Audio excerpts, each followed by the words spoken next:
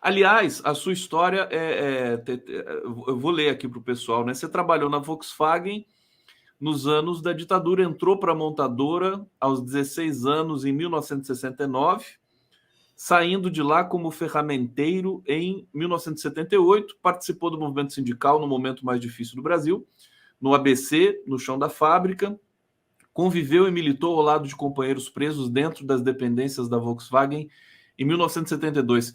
Conta um pouco da sua história, tem que ser um pouco resumido, porque a gente tem muitas questões ainda para trazer para você. Você chegou a estar junto do presidente Lula naquele momento? Sim, sim. Muitas vezes, né? Tinha até uma brincadeira que o Lula costumava dizer assim, ele pegava aquela garotada que estava no sindicato e dizia assim, vocês são todos geração Lula. E eu dizia para ele, não, Lula, nós, eu e você, somos geração Paulo Vidal, porque nós começamos o sindicalismo na época do Paulo Vidal, e o Lula assumiu depois. Então, eu vi o iniciozinho do Lula ali, em 1975, quando ele assumiu a presidência do sindicato. Tem um fato até interessante, que acho que tem gente que não gosta que fala, mas eu sou testemunha, posso falar. O Lula assumiu a presidência do sindicato em 1975, e o Paulo Vidal era o secretário-geral, havia sido o presidente do sindicato, todo poderoso, e era aquele sindicalista que se formou em advogado, cuidou de estudar e se transformar em advogado. E quando alguém da imprensa ia entrevistar o presidente do sindicato, Luiz Inácio da Silva, não era Lula ainda,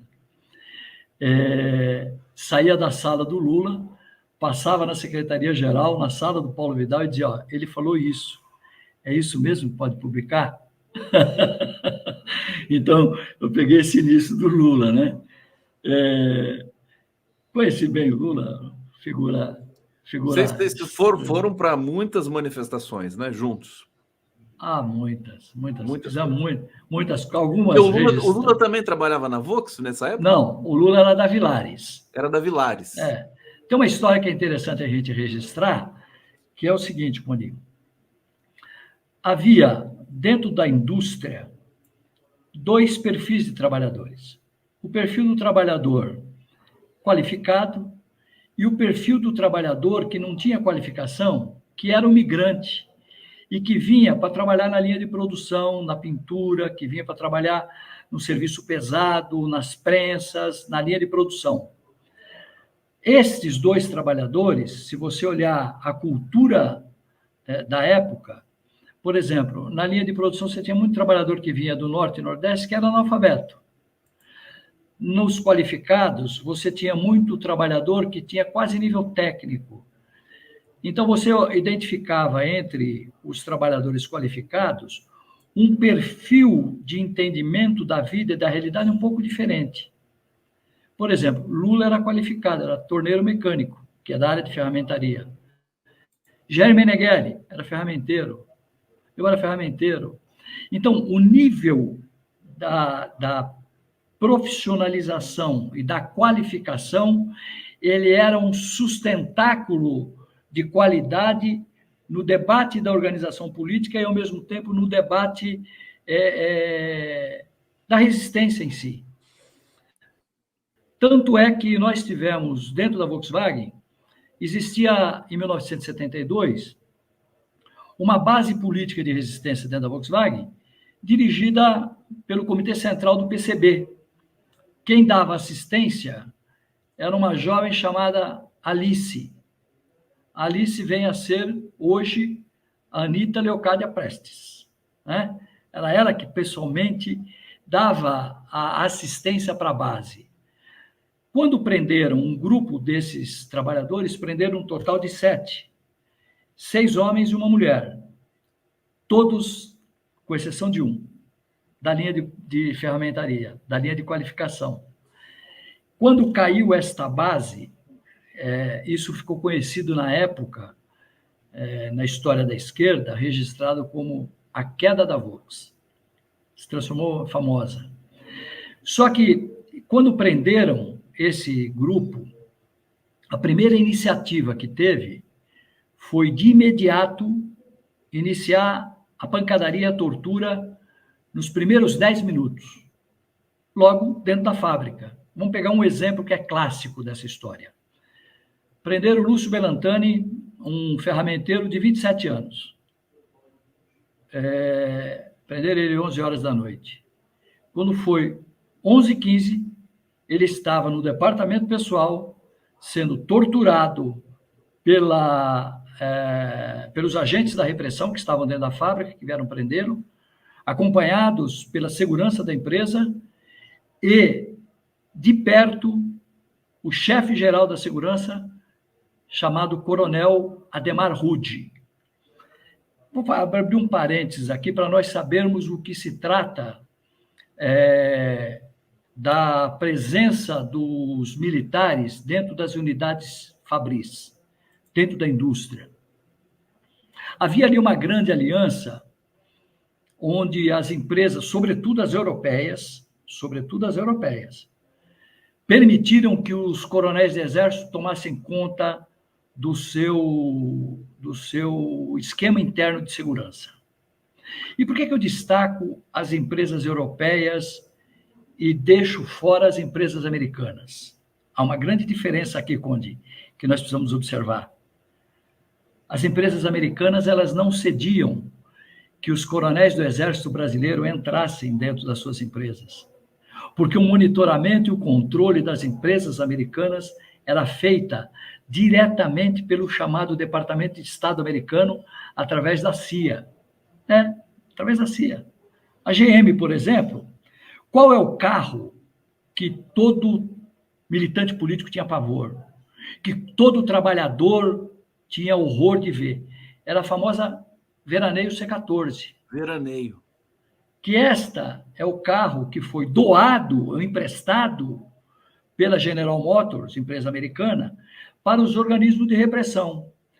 Dado o carro, o combustível, algum tipo de ajuda, e dizia, e não se metam aqui dentro. A nossa ajuda é esta, tá certo? É verdade. Até porque os Estados Unidos eram sócios da ditadura brasileira, né? Não, eles foram os principais protagonistas.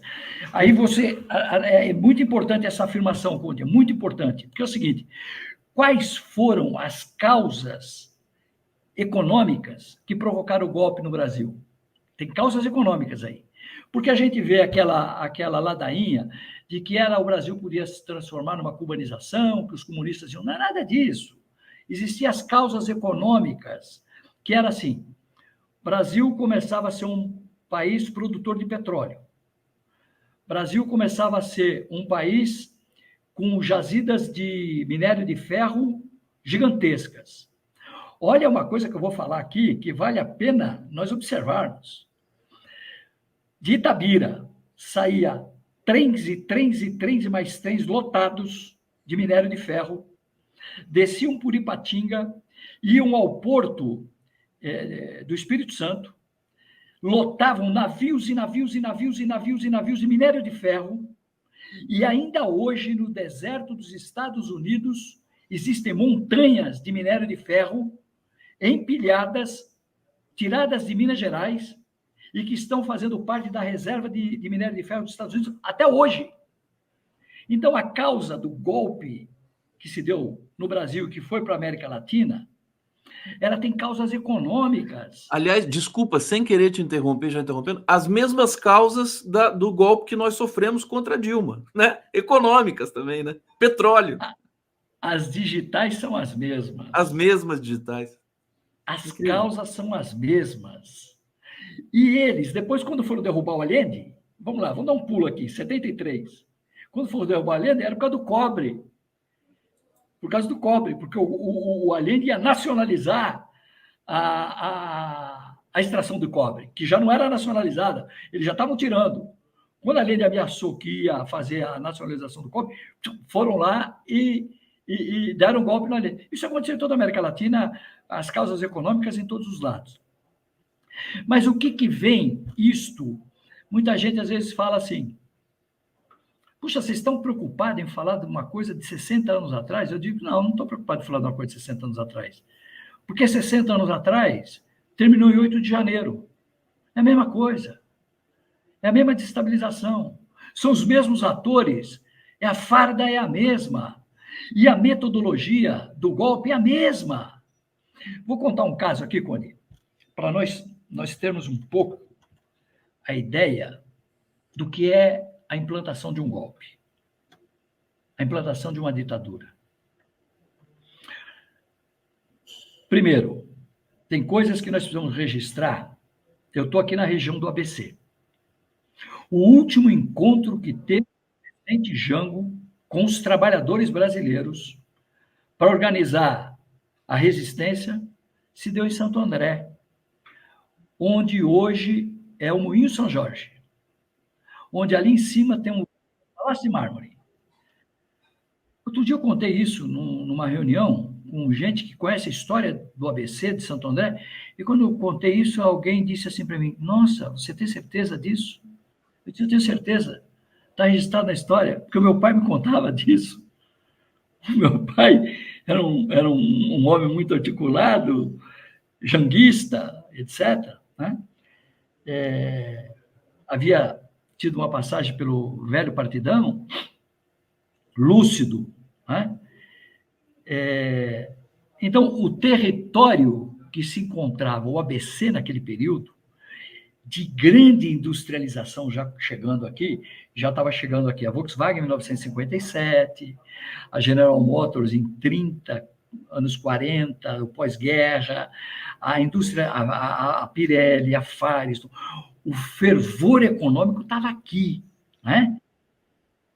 E não é à toa que os militares, quando deram o golpe, a primeira coisa que correram foi para cima das indústrias multinacionais que haviam financiado o golpe, né? Nós temos um telegrama, Conde, que nós só tivemos acesso porque a Universidade de Illinois tem todo o arquivo da Ford, que ela, 50 anos depois, é obrigado a abrir o arquivo.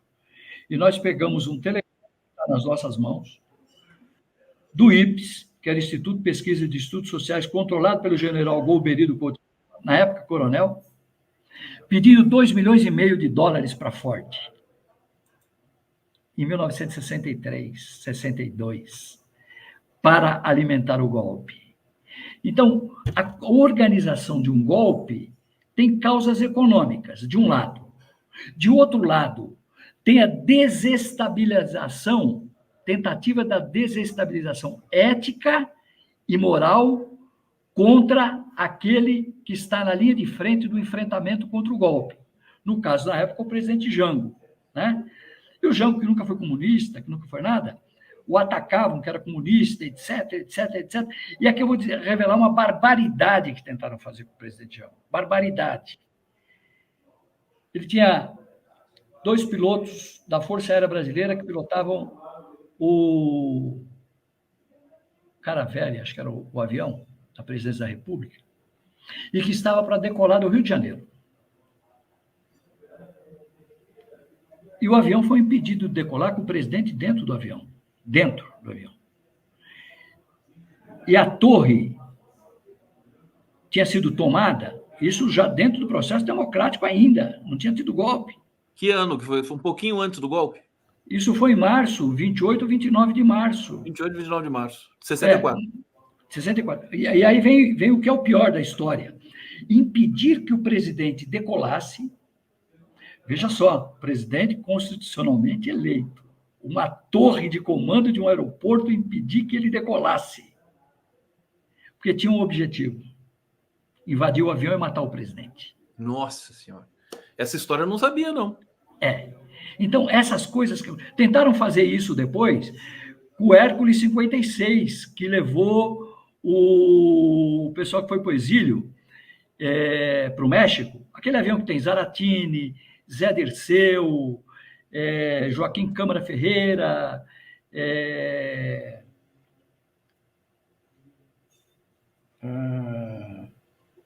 o Frate, o Zé Ibrahim, Maria Cândida, aquele avião que tinha aqueles 13 presos, faltam 2 que não estão ali, que era o Gregório Bezerra, que vinha do Recife, tentaram invadir um grupo militar, sem comando.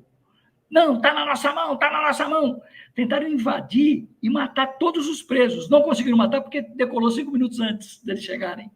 5 minutos antes, tentaram fazer essa operação com o presidente Jango. Só que ele tinha no comando um comandante da FAB, respeitadíssimo na FAB. E ele, com muito jeito, o avião ficou 1 hora parado no aeroporto, decola, não decola, decola, não decola, decola, decola, decola, decola. E ele trancou o avião e ele foi negociando com muito jeitinho, com muito jeitinho. Quando ele tirou o avião, levou o presidente para Brasília. Para nós termos ideia que a violência com que faz, ou com que tentaram fazer, é a mesma violência que a gente vê hoje. Lembra que tentaram... falando aqui, desculpa, Tarcísio, que o Franklin Martins estava nesse avião também, né?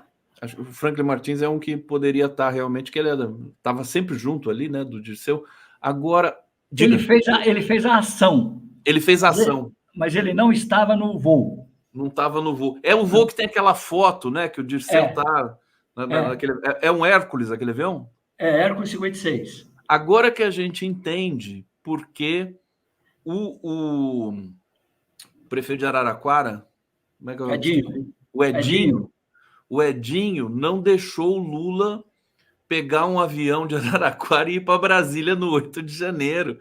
O Edinho falou, presidente, fica aqui, tá melhor aqui, coordena as coisas, e o Lula foi na noite daquele dia, né? Porque aquilo foi uma armadilha total. Vê como é importante a gente entender a história. Exato. Exato. Olha, que relato maravilhoso.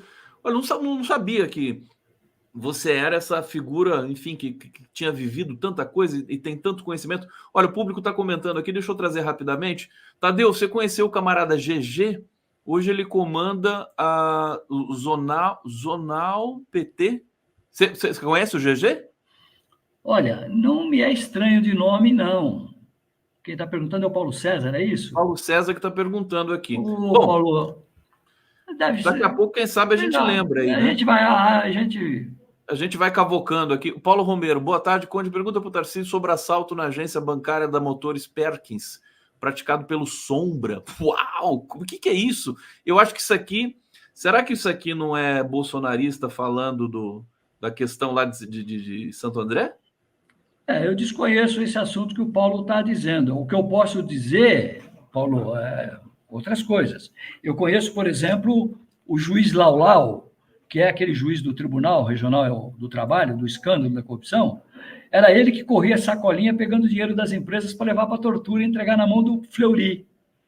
É outro fato que precisa ser conhecido, hein? Esses fatos que você está relatando aqui, eles estão descritos em algum volume? Nem todos. Nem todos. Não, nem todos. Você precisa providenciar isso. A gente pode, inclusive, auxiliar você nessa concretização da memória aqui. Elias Abdala, só Conde consegue unir seu programa um jurista, um jornalista, um metalúrgico histórico. Obrigado. Hoje está realmente fantástico aqui. Júlio Moon, esse trem passava em frente da fazenda do meu avô materno em Nova Era. Tinha 100 vagões, 2 máquinas da frente, 2 atrás. Eu aprendi a cantar vendo o trem passar. Olha que aí. Bacana. Adilson Pereira da Silva, adora esses relatos de quem viu e viveu em loco tudo isso. Ô Tarcísio, eu quero que você... Nós temos aqui já 5 minutos, quer dizer, o papo pegou no breu aqui, pegou na conversa. Associação Heinrich Plad, me fala um pouco do teu trabalho à frente dessa associação e o que você produz em termos de consagração da memória daqueles funcionários que foram torturados, mortos, com a ajuda aí da Volkswagen e de outras multinacionais europeias, né? Como é que é o seu trabalho diante desse processo? Quem foi Henrique Plage? Henrique Plage foi uma criança que na Alemanha era levado pelos pais na marcha de Hitler. Depois, Plage, no Brasil, jovem, se casou com uma estudante de história chamada Neide Rosa, militante do Partidão. E ela foi mostrando o que era o mundo, o Plage. E o Plage, altamente qualificado, preparado, foi trabalhar na Volkswagen já com uma concepção política diferente daquela que ele tinha visto na Alemanha, né? Só que ele, dentro da Volkswagen, como nós recebíamos ferramental, eu estava na ferramentaria, nós recebíamos ferramental para a produção de veículos, as ferramentas chegavam da Alemanha e precisavam ter tradução, e ninguém falávamos alemão, não entendíamos nada. O Plage era o único que entendia. Então, o Plage ele foi um quadro altamente qualificado dentro da Volkswagen, profissionalmente. Ele era de uma sala altamente especializada. E, em 1972, foi preso, barbaramente torturado, porque não aceitavam que um alemão pudesse ter vínculo contra a resistência, na resistência contra a ditadura. O Plage talvez apoiou mais do que todos, inclusive. O Plage e o Lúcio apoiaram mais do que todos, por uma série de motivos. Primeiro, os grandões sempre apoiam mais do que os menores. É uma lógica da tortura lá, de querer pegar o maior, e o Plage era um alemãozão forte, como o Lúcio era um cara de 1,82 m e tal. Então, nós entramos no Ministério Público em 2015 com a denúncia contra a Volkswagen baseado em documentos da Comissão da Verdade e documentos que nós havíamos guardado ao longo de 40 anos. Né? Então, quando nós entramos no Ministério Público, tinha gente que falava, isso não vai dar nada, isso é bobagem, isso é um bando de velho que não tem o que fazer, que 40 anos depois, o que vai apurar? E nós começamos a cavocar mais história, testemunho de um, de outro, documentos públicos, e os documentos foram acabando surgindo, e os ministérios públicos abriram inquérito para apurar os casos. Nós conseguimos ver o coronel Ademar Rude tremer diante do Ministério Público. Ele já morreu alguns anos atrás. Tremer e negar, não, eu não fiz, não teve isso, não, a Volkswagen não. Se algum funcionário fez alguma coisa, fez da cabeça dele, não tem nada a ver com... Não, mas era uma institucionalização da perseguição contra nós. Depois que prenderam em 1972 esta safra do 7, da chamada queda da Volks, eles viram que o movimento continuou tendo resistência lá dentro, que as coisas apareciam, né? Por exemplo, era uma coisa que hoje é até piada, mas na época era muito difícil de fazer, que era chamada greve de hora extra. O que era greve de hora extra? Quinta-feira passava o líder ou feitor, vê o nome, feitor, e dizia assim, Tarcísio, vem fazer hora extra sábado? Era obrigado aí. Era obrigado aí. Por quê? Porque produzia um Fusca, saía da produção a cada 1 minuto e meio, cada 90 segundos saía um Fusca. Aceleradíssima produção. Números. Em 1969, a Volkswagen tinha 27 mil trabalhadores. Em 1979, 10 anos depois, ela tinha 37 mil trabalhadores. Em 1980, ela tinha 42 mil trabalhadores. Veja o crescimento. Alguém pode dizer, nossa, como criava emprego? Calma lá. Nós tínhamos um crescimento industrial baseado em duas coisas. Baseado no arroxo salarial e na repressão. Enquanto o regime falava no binômio segurança e desenvolvimento, dentro da fábrica era repressão e arroxo salarial. E obrigatoriedade de você fazer hora extra. Por quê? Porque o crescimento era tão grande que não dava tempo de ela aumentar o seu parque industrial. Então, todo mundo tinha que trabalhar mais. Pode falar. Tarcísio, eu estou fascinado pelas coisas que você está contando aqui. Eu estou imaginando assim, por isso que o presidente Lula saiu tão forte das greves do ABC, né? Quer dizer, ali era o coração do país, né? Do ponto de vista do trabalho, e essa dimensão toda, né? É incrível. Você sabe que sempre que eu conversei com metalúrgicos, pessoal ligado ao sindicato, eu fiquei sempre impressionado com a capacidade intelectual e de politização que todos têm. Todos têm. É mais impressionante do que, enfim, o mundo acadêmico tem outro registro, né, das demandas e do discurso, mas é impressionante essa geração, várias gerações, né? Você falou a geração antes do Lula, quem que era? Paulo Vidal. Paulo Vidal. Né? E depois do Lula teve também outros, né? Teve muitos outros. Meneghel, Vicentinho, Luiz Marinho. Produziu grandes quadros. Grandes quadros. Ô, Tarcísio, deixa eu só pegar as imagens que eu recebi aqui do meu querido Zé Igor para mostrar para vocês. Eu vou mostrar aqui a ficha do Tarcísio. Olha só que fantástico isso aqui. Ah, não, isso aqui é a ficha do... Não, é sua mesmo. Esta ficha foi produzida pela Volkswagen e entregue para os órgãos de repressão. Essa ficha aí. Entregue para os órgãos de repressão. Olha só. Se você olhar na ficha lá embaixo, na terceira linha, na quarta linha, dá um endereço da minha mãe, a casa dos meus pais, dá a minha conta bancária, dá todos os dados, todos os dados. Esta é uma ficha produzida pela Volkswagen e entregue para os órgãos de repressão. Tem um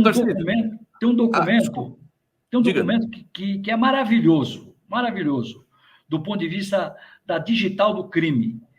Listam 20 e poucas pessoas e listam assim, o Tarcísio Tadeu, o Luiz Inácio da Silva, vulgo Lula, o Almir Pazianotto, que depois se transformou ministro do TST até, foi deputado, etc, etc. E listam todas essas pessoas e em cima está escrito à mão, fonte, Vox. Isso é documento oficial do Estado de São Paulo. Então, a participação da empresa, quando ela abriu os portões para que os militares entrassem e tomassem conta, eles inventaram um negócio chamado secose. Isso dá um capitão, dá uma nova conversa. Eu vou te convidar de novo para a gente falar com mais tempo, mais detalhes sobre tudo isso. Infelizmente, nosso tempo acabou. Tá bem. Estourou. Mas vamos conversar. Tem muito mais coisa para a gente falar, Tarcísio. Eu não sabia que você era tão bom contador de história, história viva do Brasil. Parabéns pelo seu trabalho à frente aí do Instituto. É uma fundação ou instituto? É uma associação e nós vamos fazer no dia 4, junto com os sindicatos metalúrgicos, nós vamos fazer um ato sobre os 60 anos com presença de ministros do governo Lula. E vamos lançar o livro que conta a história desse caso também. No dia 4 de abril? Claro. 4 de abril, às 16 horas, no Sindicato dos Metalúrgicos. Sindicato dos Metalúrgicos, São Bernardo do Campo. São Bernardo do Campo. Perfeitamente. Antes disso, o Tadeu volta aqui para o Tarcísio Tadeu volta aqui para conversar com a gente. Tarcísio, parabéns, viu, pelo seu trabalho, pela sua generosidade, por esse, enfim, lastro que você tem sobre a história brasileira. Tem muito a dizer para a gente ainda. Obrigado a todos que nos acompanharam aqui no 11 News. Continuem com a nossa programação e a gente volta amanhã mais uma vez às 11 da manhã. Obrigado, Tadeu. Obrigado, gente. Abraço. Valeu.